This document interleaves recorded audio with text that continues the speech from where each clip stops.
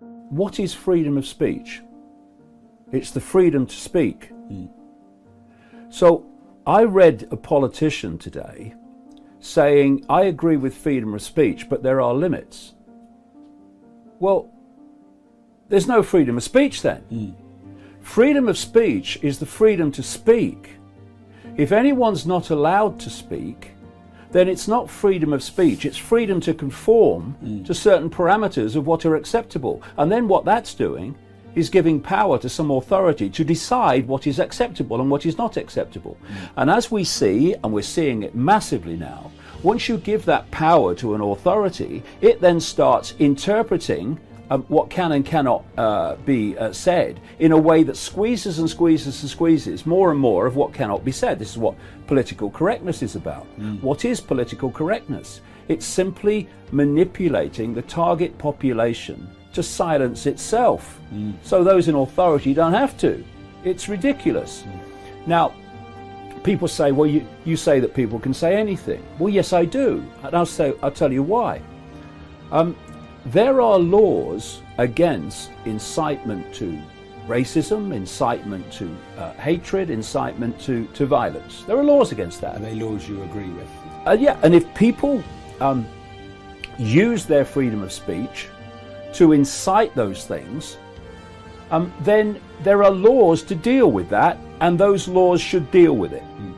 What I'm saying is, once you start censoring freedom of speech at the point of delivery, or even more sinister, before the point of delivery, by banning people from the right to have access to the communication networks or speak in public, that is what the fascists do. What did fascists do in Nazi Germany? What does any tyranny do? It wants to silence those that are exposing the tyranny and have a different version of events to the tyranny. So what did the Nazis do? They burnt the books. They banned the meetings of people who were exposing the Nazis. And now in this inverted world, we have people who call themselves progressives, and they seem to have this extraordinary self-delusion that progressive mentality has something to do with being liberal, when it's not. It's the opposite of liberal.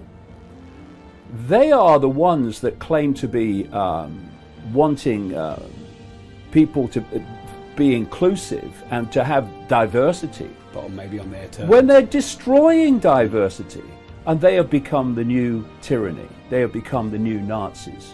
Well, what I'm saying here is, if you look at what this progressive mentality is doing in silencing people and deciding in their arrogance what people can and cannot say and what opinion they can and cannot have, you look at what the Nazis did, you look at what the communist Soviet Union did in terms of freedom of speech, and you'd show me the difference between them. There is none.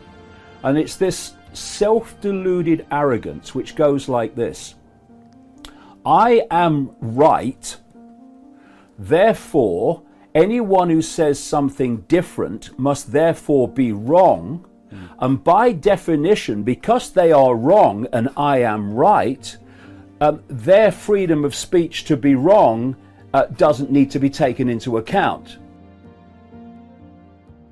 First of all, if you don't have a purpose, let's say, it isn't that your life becomes neutral in a meaningless sense.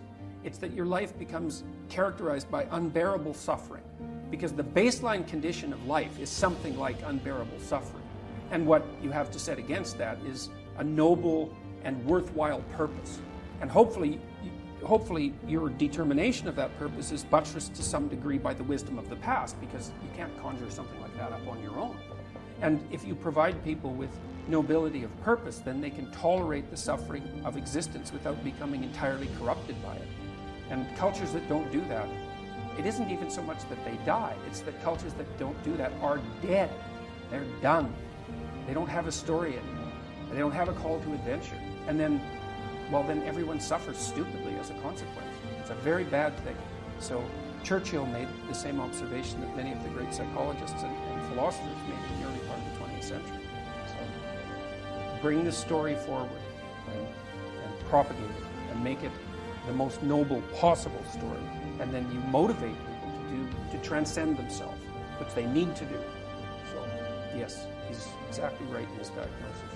People think of freedom as the ability to implement your whim. And freedom opens up that as a possibility. But sustainable freedom, that isn't what it's about at all. It's primarily about responsibility. It's about determining which load you're going to pick up and carry. That's the proper definition of appropriate freedom. It's not dim gratification of instantaneous impulse. It's self-evident that that doesn't work. 2-year-olds do that, and that's why they can't live in the world. They can't organize themselves across time. They can't sacrifice the moment for the future. And the more sophisticated you get, I suppose, in some sense, the more you're able to do that. And then your freedom becomes the freedom to choose the proper responsibility. And that's also not something that we've been good at communicating to young people. If we talk to them about responsibility, we generally do it in a finger-wagging sort of way. It's like, well, you're breaking the rules, you're a bad person. And well, that may be true because people break the rules and there's no shortage of badness in people. But the proper message for young people is to say, well, no, you don't understand. You want to take on responsibility. You want to take on the heaviest load that you can conceive of, that you might be able to move, because it gives your life nobility and purpose. And that offsets the tragedy. And not only psychologically, not only does it offset it psychologically because you have a purpose and something to wake up for, right, and to face the difficulties of the day, but also because if you face the difficulties of the day properly, you actually ameliorate suffering, not only in the psychological sense, but because you make the world at least a less terrible place. And that's something, right? To move things away from hell is something, even if you're not, self-evidently moving forthrightly to heaven. To move things away from the worst they can be is, well, that's a noble goal in and of itself. See, people are always talking about freedom, but they're always thinking how to bind themselves to something or somebody. If you're really lost in your life, you're absolutely free, isn't it? Hello? No? Freedom is a territory which needs lot of maturing and culturing to handle. Otherwise, people doing compulsive things, they're thinking they're free. These are compulsive things. Somebody is drinking, if you say, why don't you not drink today, you can do it tomorrow. Why don't I have the freedom to drink? No, it's compulsive. If you're calling your compulsiveness as freedom, it's very unfortunate. You lost all your freedom in compulsiveness. So freedom is that kind of a territory where you have to culture yourself, mature yourself to exist free. Everybody, I think at some point, we provide these opportunities for young people to come and just be by yourself. No compulsive talking, no phone, no drink, no nothing, simple. You eat what you want for nourishment and then simply be. Everybody must spend at least a little bit of time like this, because only then you understand how compulsive you are. Unfortunately, we are translating compulsiveness as some kind of a goal in our life or freedom in our life. No. See, if you want to get somewhere in your life, get somewhere does not mean be better than somebody, do this, earn this, that, no. As a life, your experience of life should become a fantastic experience. So right now, all the crazy things that people are doing in their life, why? They drink, sexuality, temple, this, meditation, whatever they're doing. Why are they doing? Because they want their experience of life to become pleasant. Yes or no? Somebody hits the bottle, somebody hits somebody else, and somebody does something else, but essentially looking for pleasantness. If your body becomes pleasant, we call this health. I'm talking yoga now to you, officially. If your body becomes pleasant, we call this health. If it becomes very pleasant, we call it pleasure. If your mind becomes pleasant, we call this peace. If it becomes very pleasant, we call it joy. If your emotions become pleasant, we call it love. If it becomes very pleasant, we call it compassion. If your very life energies become pleasant, we call this blissfulness. If it becomes very pleasant, we call it ecstasy.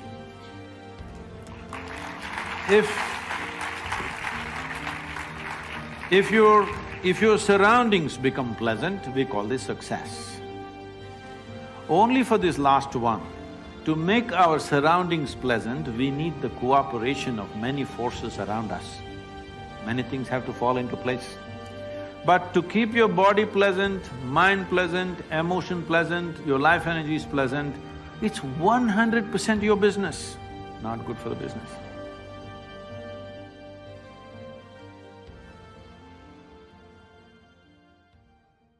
I was talking to my trainer the other day. We were working out in my backyard, and he was wearing my out, man. And I sat down on the wall and I said, man, I'm struggling today, this is hard. And my trainer's a younger guy. And he said, what do you mean? I said, man, this workout is hard. He said, no, man, this is hard. He said, how you came from a poor kid in the projects to this house you got in this neighborhood and the TV star, he said, that's hard. And I had to catch myself, because working out ain't near as hard as the struggle to get where you want. And everybody in this room wants two things. Everybody wants to be successful and everybody wants to be happy. I'm going to tell you something about that. That happiness and success is available for every last one of you. But I'm going to tell you what you're going to have to do. You're going to change your mindset.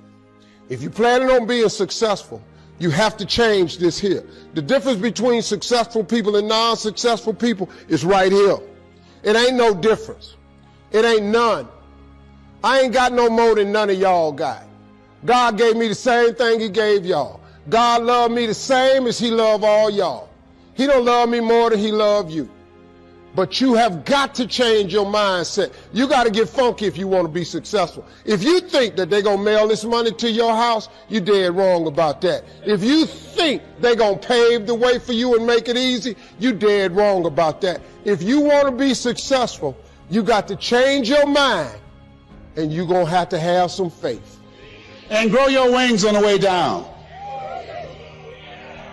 See, the people that will live their dreams, the 2% that will do that, these are, and write this down, become a risk taker. They're risk takers. They don't mind failing. They don't mind making mistakes. They're willing to take life on, take life in the collar. This God said, if you're not willing to risk, you cannot grow. And if you cannot grow, you cannot become your best. And if you cannot become your best, you can't be happy. And if you can't be happy, then what else is there? I like what Helen Keller said. She said, life is short and unpredictable. Eat the dessert first. Here's something else. Write this down. Make it important to become financially independent. You know, people say money won't make you happy, but everybody want to find out for themselves. You look at yourselves, make it important that you find some way to use your talents and gifts to generate the income that allow you to control your destiny. I read something that said, either you control your destiny or someone else will.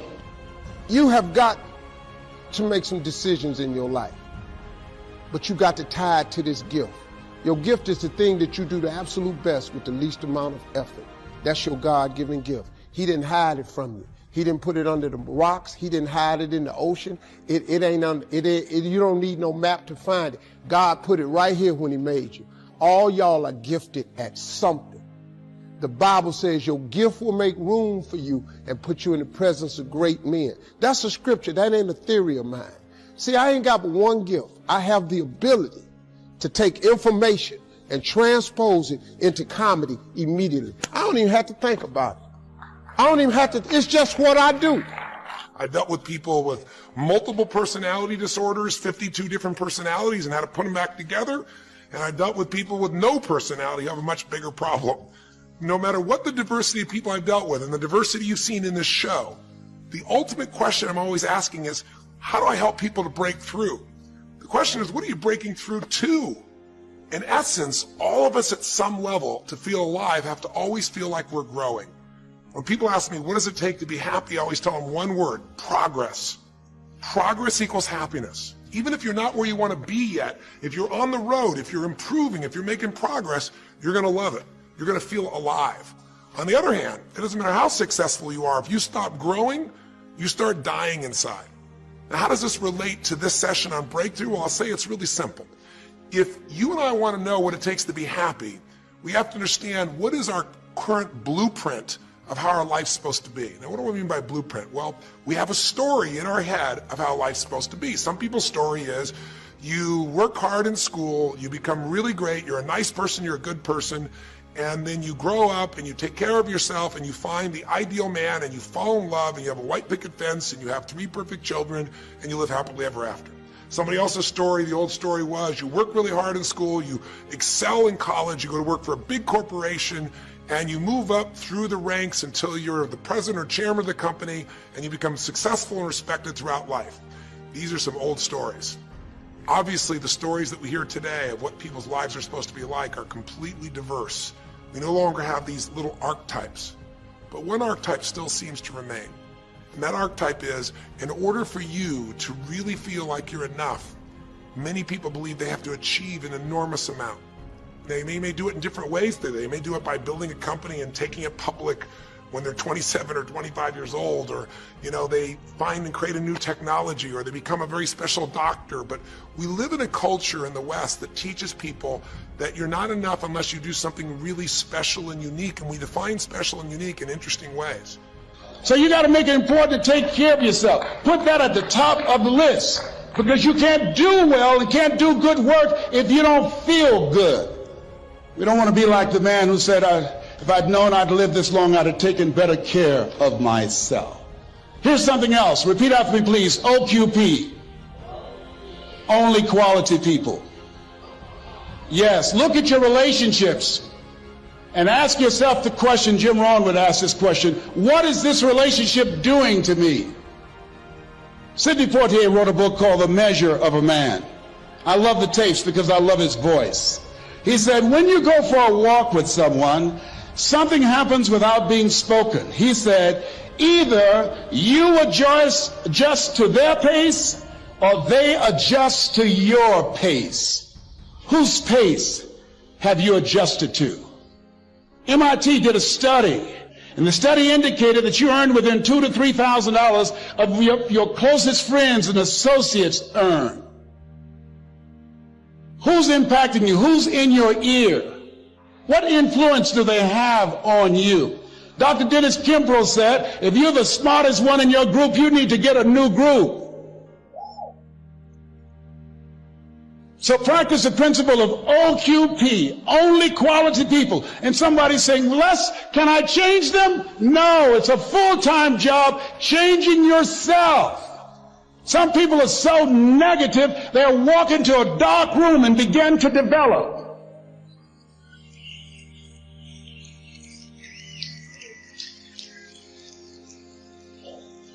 My family members and friends call me crazy for going to seminars, spending money on books and tapes and going to seminars. When are you going to stop going? I said, when I die. See, if you and I from this day forward are going to be happy, just remember what we've said. It takes 2 things, grow and give. A meaningful life comes from growing, that sense of progress, and it comes from having life not just be about me, but about we, doing something that makes me feel connected to other people besides myself. That growth, that sense of contribution fills a deep spiritual need that we all have. If you are unhappy in your life, you got 3 choices, really 2. Blame, that's not a choice, it's not going to work. Don't blame someone else, don't blame the event, don't blame yourself. Just figure out what you're going to do to change your life. That's my specialty. If you like my coaching or my team's coaching, come visit with us, come to an event, come get a coach, come to a program, and we'll guide you through it more than just a few minutes like this, and we'll do it directly, in an environment that'll shift you. Or change your blueprint. You're going to have to rewire what's going on inside, and that's what we focus on as well. So I hope this journey has been an interesting one for you. I hope it's opened up your eyes to what it takes to go from where you are to where you want to be. It takes changing your emotional pattern. It takes bringing presence to your life. It takes realizing you have no problems compared to somebody else and putting your life in perspective. It takes the ability to deal with those extreme stresses that happen in your life by questioning your limiting beliefs. And again, we'd love to coach you and show you how to change those in a permanent way where it happens automatically, just like lifting weights so often until the muscle's always there and you find yourself able to follow through. It takes for you to be able to figure out how to deal with crisis and how to turn it around. It takes facing your fear. It takes pushing yourself through what used to stop you. It takes putting yourself in a position where you connect to what's more important than just yourself, what you value than just yourself. And it takes, I think in this case also, the ability to realize that no matter what happens to you, you're more than that moment. You're more than the story you think you're supposed to be. And that even when you're not matching what you think you need to be, maybe there's a reason for that. Maybe you're having to find a different part of yourself that's going to fulfill you at a much deeper level. Sometimes failing to get your goal gives you your destiny. I can't tell you how many people I've known over the years who had an idea of what they thought their life was supposed to be like, and they didn't achieve it, and they felt miserable and upset and frustrated, and one day an opening happened and they went, oh my God, thank God that didn't happen. I think it's Garth Brooks had a great song, and it's a song about when he was in high school and he was in love with this girl, infatuated with her, and she didn't even know that he existed. And he prayed to God every day that she would notice him, that she would fall in love with him. And then sure enough, she never did. He was so disappointed. His blueprint didn't match. His life didn't match it because she didn't even know he existed. And he felt this suffering. He could do nothing to turn it around. Well, 15 years later, he became a guy named Garth Brooks, somebody everybody knew, and he could rock, stadiums with his energy and his song and his music. And he goes back to be at his high school reunion. I think it was his 15-year reunion, if I remember correctly. I don't remember the exact year, but all I remember is he said he saw that woman that he was so obsessed by. He was looking forward to seeing her. And now he was Garth Brooks, and he met her. And after he met her and spent some time with her, he wrote a song called Thank God for Unanswered Prayers. Sometimes not getting your blueprint's the best thing that ever happened, because the disappointment drives you to find something more important inside of you.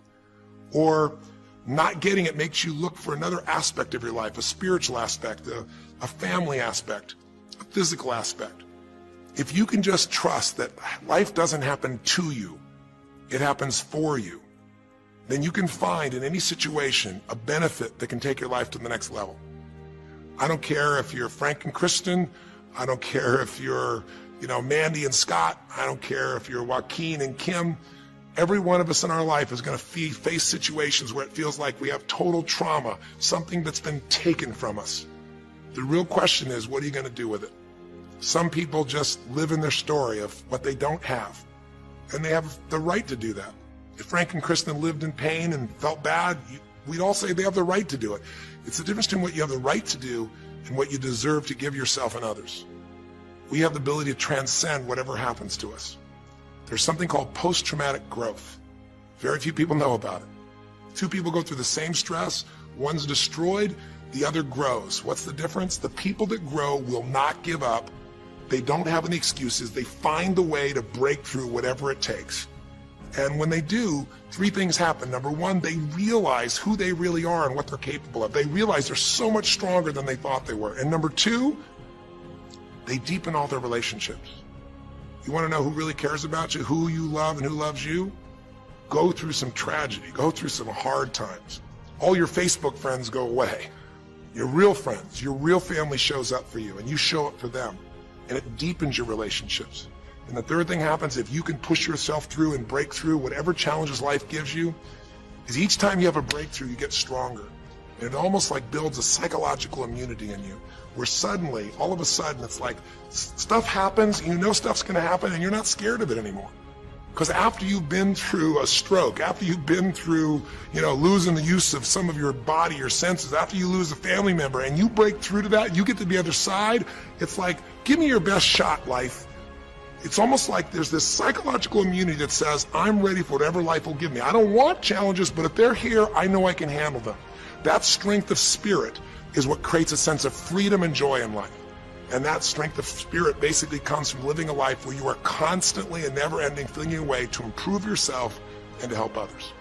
That's my mission, and if we can serve you again in the future, I hope you'll check us out. There's 3 ways you can continue to participate with us. You can come to an event, come have an experience with us live in a weekend at our Unleash the Power Within or our Date with Destinies. I think you'll find it's very different than just sitting here talking to you quietly, sitting in front of your computer screen. It's a rock and roll environment. It's like going to the ballpark and having one person sitting there talking to you versus being in the ballpark or the rock and roll concert, with 50,000. There's an energy and a power that comes from it. Second is there's immersion. Here we talk for an hour, there's distractions and emails. There it's total focus, and we go for immersion where literally What we did here over 6 weeks, few little conversations, all that happens over and over again, multiple times a day, and you get that shift. So come to an event or call up and get a coach. We have people that you can work with and have a free coaching session and make sure it's really valuable for you. But these are people that can check in with you to help make sure you break through, you make the changes you want to make in your career or your finances or your body or your emotions or whatever area matters to you. And finally, lastly, and probably most importantly, every day you got to feed your mind. Because every day most of us are turning on, some form of news. It shows up in our pocket, in our Blackberries or iPods or our iPhones, I should say. It shows up on your computer constantly. It chases us, and it rarely does a good idea interrupt you. Really what you have to do is pursue the ideas, pursue the experiences that are going to change your life. And we have a way to do it called net time, no extra time. A way where you can keep feeding your mind the stuff that really matters with some products or services. So if you're interested in any of those things, be sure to click on your interest of an event or interest in having a free coaching session, or maybe try one of our audio programs, because the other challenge here is with video, you got to sit here potentially and watch me, but with audio, you can do it while you're working out, you can do it while you're cleaning the house, you can do it while you're driving in the car, while you're getting to work. We'd love to continue serving you in any way we can. I know I've gone long in this session, but I really want you to think about, how can I get my life the way I want it to be? The way I do it is I figure out what my blueprint is and I update it for what life is. I change my life, match my blueprint, and suddenly my life feels full and alive. Thank you for the time that we spent together here. I've really enjoyed our time, and I hope that this breakthrough series reminds you to never settle for less than you can be. Never settle for less than you can give or you can share. Live strong, live with passion, and God bless.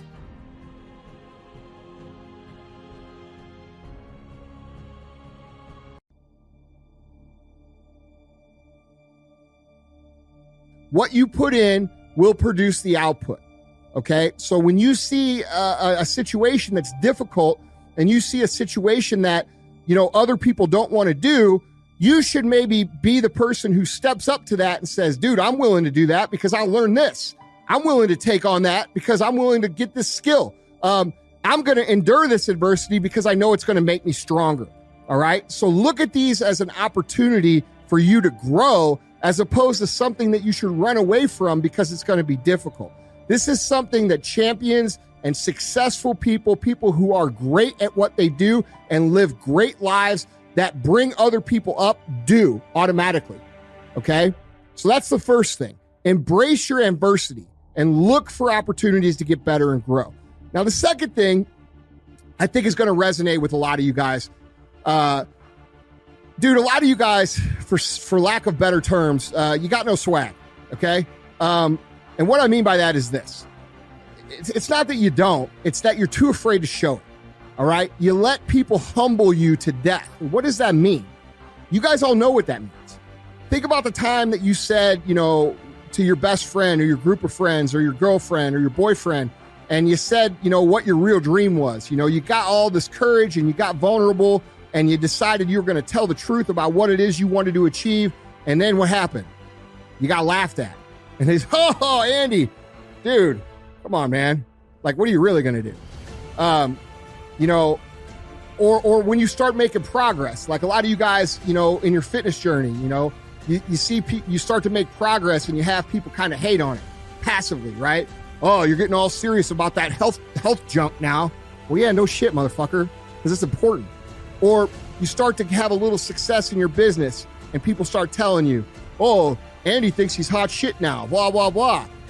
Okay, these are what I'm talking about. You guys allow a lot of the people that you connect with and you allow in your life to pull you down because you feel obligated to hearing their opinion or listening to them because of the context of the relationship. Maybe it's your brother, maybe it's your friend from high school, maybe it's your girlfriend, maybe it's your boyfriend, maybe it's your mom, maybe it's your dad, right? And we all love these people, and these people mean well most of the time. And what they don't understand is when they criticize us for having a little success or laugh at our dreams, what does that make us do? It makes us pull back. It makes us get more conservative. It makes us not say what we want. And I can promise you, if you can't say what you want, you'll never achieve what you want. All right? It'll never happen. So you guys have to understand that it is okay to believe in yourself. It is okay to say, I'm going to do this. It is okay to celebrate your successes. winning in life in any area is a great thing. Victoria and I were in another city walking through a park, and it was full of these huge cactus plants. They stood over 30 feet tall, all kinds of incredible shapes. I was amazed at not only how beautiful they were, but how big they were. As we continued through the park, enjoying all the sights, we came to a group of cactus that looked the same type as the large cactus, but they were only about my height. I went over to them and looked closer, trying to figure out why they were so much shorter. I said to Victoria, they must be a different kind. She looked up and said, no, Joel, it's that tree. There was this large oak tree, and its branches were keeping the sun from hitting these cactus. What's interesting is they have the same potential as the cactus that were 30 feet tall. They're in the same soil, same climate, same weather conditions. The only difference was something was blocking their growth. Because they're constantly in the shade, they're only a fraction of what they were created to be. And I wonder if something is blocking your growth. Are you under the shade of what someone spoke over you, told you what you couldn't do, how you're not that talented? Now that shade is limiting your life. Are you under the shade of intimidation, afraid to step out in faith, thinking of all the things that could go wrong? Do you have friends that are blocking your growth, causing you to compromise, do things that are holding you back? What could you become if you got out from under that shade? How high could you go if you made some adjustments? The good news is the potential is still in you. You can still become who you were created to be. You just have to get out from under that shade. Remove what's blocking your growth and you'll begin to blossom. You'll go to new levels. There's nothing wrong with you. You have the life of Almighty God in you. He created you to rise higher, to be successful, confident, to leave your mark. I was talking to a man and he was so down on himself because of past mistakes. He went on and on telling me everything he had done wrong. He was so focused on his past that it was poisoning his future. You may have made mistakes. We all have. But don't let guilt stunt your growth. Come out from under that shade. Quit thinking about all the things you've done wrong, living in regrets, thinking you've seen your best days. When you live guilty, you're in agreement with the enemy. He's called the accuser. He'll remind you of every mistake you've made for the last 20 years. He'd love for you to go through life feeling wrong about yourself. What he's trying to do is stunt your growth. He'll do his best to keep you in the shade. He knows your potential. He knows you were created to soar. That's why he works overtime trying to make us feel guilty, whispering, you don't measure up. You failed again. You blew your diet. You didn't spend enough time with your children. There's always some reason to be down on ourselves. You have to put your foot down and say, no thanks, I'm not living under that shade. I know I'm forgiven, I'm redeemed, my past is over, my present is secure, my future is bright. Can you be committed to the process of what you're doing without being emotionally attached to the results of what you're doing? Can you be committed to the process of what you're doing without being emotionally attached to the results of what you're doing? In other words, if you don't get what you thought you was going to get, will you still be the same individual? If the situation don't turn out the way you thought it would turn out, will you still be the same individual? The quote says it, you judge the character of a man not by where he stands in times of comfort and convenience. You judge the character of a man by where he stands in times of challenge and controversy. Like, I don't care what a cat do when everything goes right. I don't, because everybody knows to smile. Everybody gonna celebrate when you win a game. Everybody gonna be in your corner and talking about how great you are. But when the opposition happens, when it gets hot, right? When cats don't want it and don't want to be a part of it, when things start going south and a cat jumps on your head and you're like, man, it's not what I thought it was, right? The crazy thing about it is most cats remind me of one of my freshman roommates when we first got our Pell Grant check, right? And I'll never forget, I got $2,500 and he got close to $4,000. And when I looked at him, I said, man, I ain't never had this much money before. He's like, me neither. I said, man, I'm going to the bank. I'm about to open up me an account. I'm gonna put this in the bank. My man says to me, Ink, I'm gonna go to Foot Locker, I'm about to spend all this.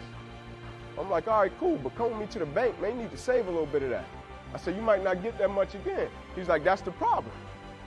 I said, come with me to the bank. He come with me to the bank, open up an account. I put my money in the bank. He goes straight to the mall, exactly what he said he was gonna do. We walk in Foot Locker, let me get those J's, he's splurging. All right, we get to the counter, lady starts ringing it up, he gives her the card, she swipes the card didn't go through. He looked at me, I said, don't look at me, big spender. You the man. He said, ma'am, I know I got the money, football office gave it to me. And you swipe it again, she swiped it again, card didn't go through. He looked at me, I said, don't look at me, big money tight grip, you the man. He said, ma'am, can you swipe it again? I know I got the money. She swiped it, didn't go through, she handed him the card back, and I'll never forget, she said to him, sir, you haven't even pulled a strip off the back to call to activate the card. She said, you got the money. She said, but you haven't even called to activate it. And when you look at some young cats, you're like, man, you could be great. But you haven't even pulled a strip off to activate it. Like you can operate in a level of excellence in everything you do, but you haven't even pulled a strip off to activate it. Right? You're living on reserve, and most cats live on reserve. And what I mean by living on reserve, most cats do things in such a way to where when they get to a certain point, their heart is like a Cadillac converter in a car. Right? You know what a Cadillac converter is? It's when you're in a certain car and you try to push it to the limit, and when it gets to the limit, the car says, And every time you try to mash it, the car, because it hasn't been to that point before, and that's the heart of most cats. When they get to a certain point that they haven't been to before, they retreat.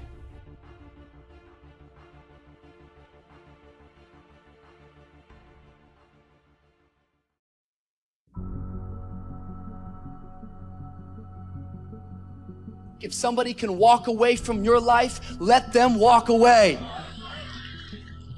You shouldn't have to convince anybody to love you. If they can walk, let them go.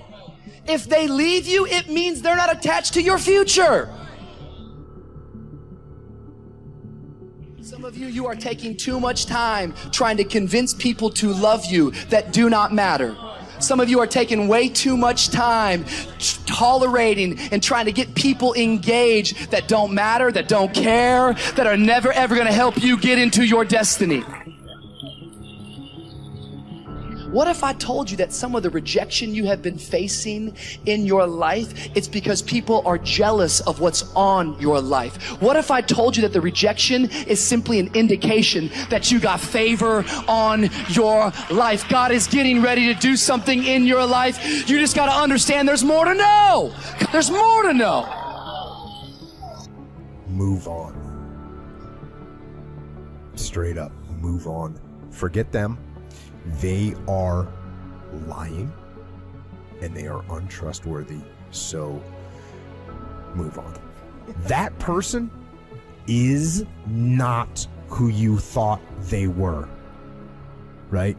They are not who you thought they were. The idea that this person was a trustworthy, faithful companion is not true.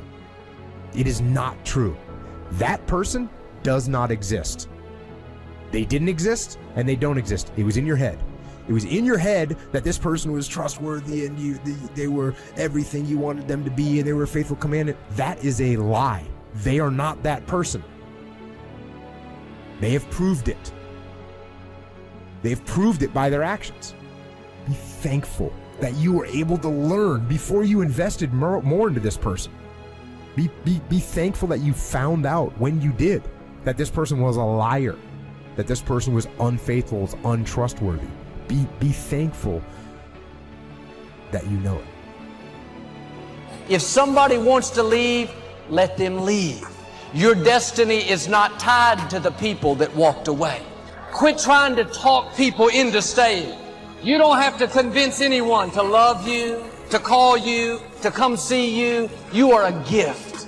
You are a prize. You have something amazing to offer. If they don't want to be there, that's a sure sign they're not supposed to be there. One of your dreams may have died. That didn't stop God's plan. He has another dream. One relationship may not have worked out.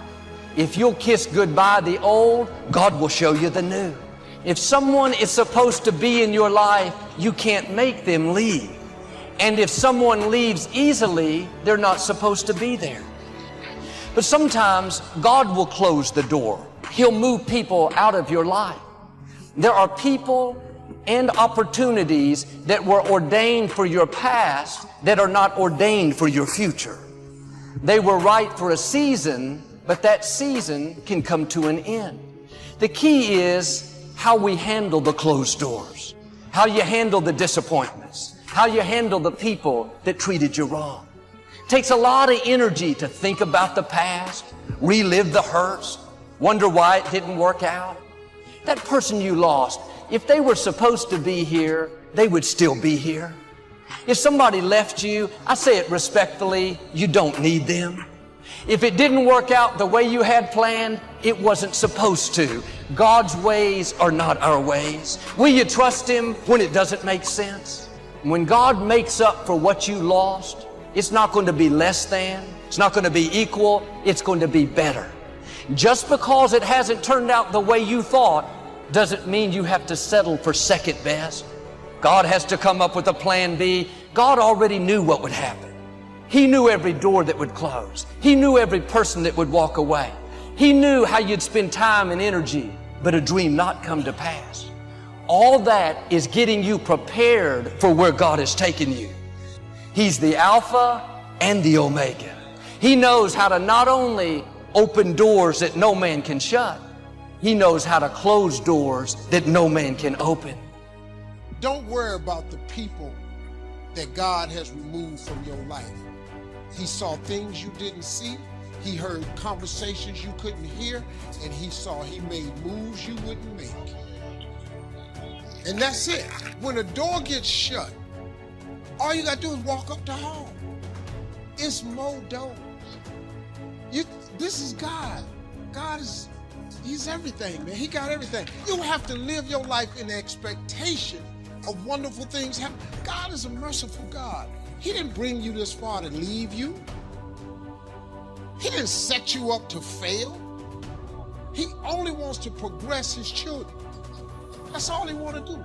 Even if you're wrong, He forgives us. Just keep moving, man. It ain't nothing. We all go through things in life that don't make sense. A friend walked out of a relationship. The company's downsizing. They don't need us anymore. Or we were being our best. Then the pandemic hit. Business went down. Children can't go to school. Dreams are put on hold. Sometimes it feels like we're going backwards. It's easy to live frustrated and think, God, why is this happening? But we're not going to understand everything that happens. God's ways are not our ways. He can see things that we can't see. And just because it's not fair doesn't mean that God is not in control. Your steps are being ordered by the Lord. If He allowed it to happen, He's going to bring good out of it.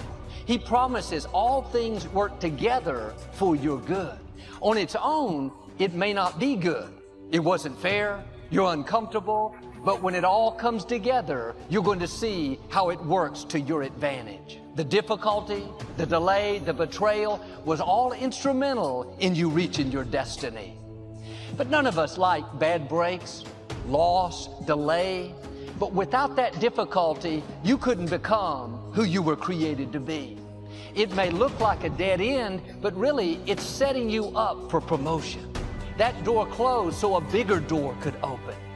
That person that left you, it was hurtful, but it wasn't just their choice. God moved them out of the way so He could bring someone better. But that struggle was difficult. You didn't do anything wrong, but you had opposition at work. Your child wouldn't do what's right. It wasn't fair, but what you couldn't see is it was growing you up, developing your character, getting you stronger, more confident, more determined. Without it, you wouldn't be prepared for the blessing, the increase, the new levels that are coming your way. And you may not understand what you're going through. You could live worried, discouraged. Try a new approach. God, I don't understand it, but I trust you. I know you're in control. You're working all things for my good. So I'm not going to live upset. I'm going to stay in peace, knowing that you will get me to where I'm supposed to be.